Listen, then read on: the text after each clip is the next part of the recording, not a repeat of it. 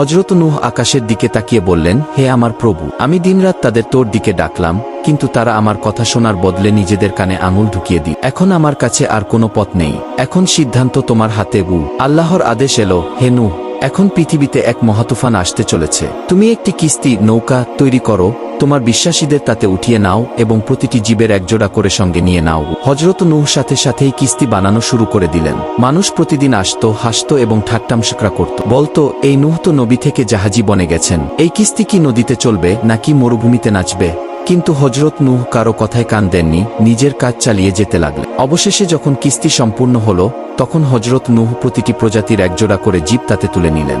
সবকিছু স্বাভাবিকভাবে চলছিল। হঠাৎ সেই গ্রামে একটি তন্দুর চুলা থেকে পানি ফুটে উঠতে শুরু করলো এবং আকাশে কালো মেঘ জমে গেল। এমন বৃষ্টি শুরু হল যেন আকাশটাই ভেঙে গেছে। কিস্তি বিশাল বিশাল ঢেউয়ের মাঝে এমনভাবে ভাসছিল যেন এক টুকরো কাঠের পাতা তুফানি সমুদ্রে দুলছে। পৃথিবীর পুরোটা পানির নিচে চলে গেল এবং কেবল সেই কিস্তির মধ্যে যারা ছিল, তারা ছাড়া ভূমিতে আর কোনো জীবিত প্রাণী রইল না।